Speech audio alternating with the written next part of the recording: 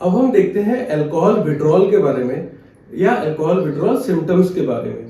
तो यहाँ होता क्या है, मान लो जो पर्सन रेगुलरली, ठीक है, क्रॉनिक ड्रिंकर है, जो कई सालों से ड्रिंक करता हुआ आ रहा है, अचानक से उसको हम बोले कि तुम कल से ड्रिंक नहीं करोगे, अगर उसको अचानक से रोक दे वो ड्रिंक करना, तो क्या होगा, उसमें बहुत ज्यादा पागलपंथी के दौरे आते हैं। वो आपने देखा होगा, ठीक है, जहाँ पे क्या होता है, हम किसी को रिहेबिलिटेशन सेंटर भेजते हैं, जहाँ पे नशा मुक्ति केंद्र जिसे कहते हैं। अगर किसी पर्सन को नशा मुक्ति केंद्र में भेजे तो क्या होता है, वो एकदम पागल जैसा हो जाता है। अगर उसको दारू या शराब ना दे तो उसकी हरकतें बहुत ज्यादा अजीब हो जाती है।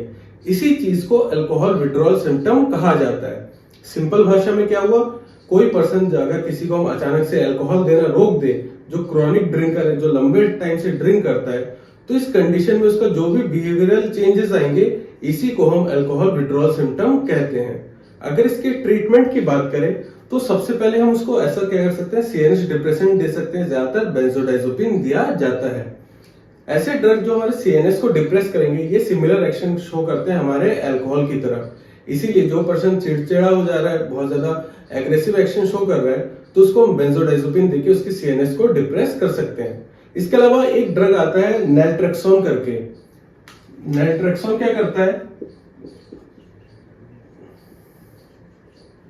जो ड्रग है नैल्ट्रेक्सोन, ये अल्कोहल की क्रेविंग को रोकता है। मींस बहुत लोग ऐसे होते हैं जिनको अल्कोहल की क्रेविंग होती है, वो चाहते हैं कि थोड़ा मैं भी ड्रिंक कर लूं तो मजा ही आ जाए, तो ये चीज इसको रोकता है, ठीक है, अल्कोहल क्रेविंग को कम करता है।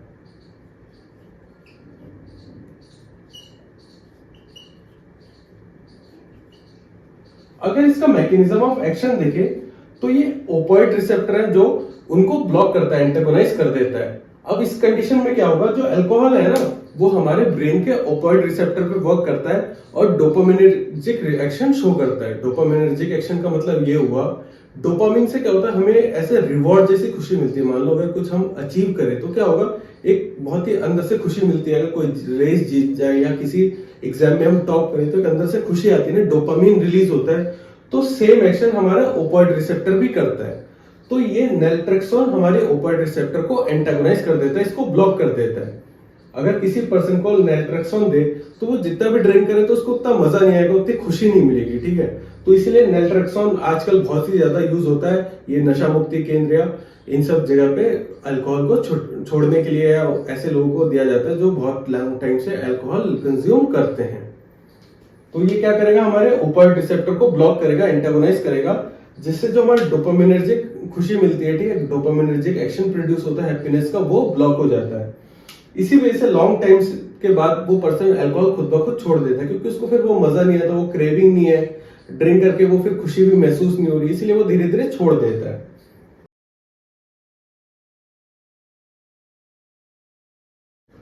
ठीक है, तो ये नैल्ट्रेक्सोन हो गया जो आजकल यूज किया जाता है। इसके अलावा बेंजोडाइजोपिन भी यूज करते हैं।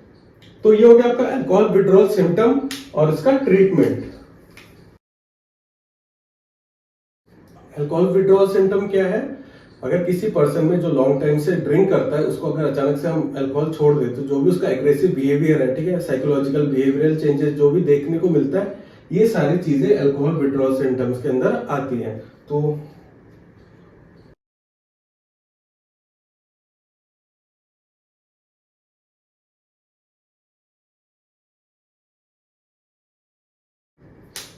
तो ये हो गया आपका अल्कोहल विड्रॉल सिम्टम का एक डेफिनेशन और इसका ट्रीटमेंट अप्रोच। तो इसको आप नोट कर लीजिए। इसके बाद हम देखेंगे डायसल्फाम के बारे में।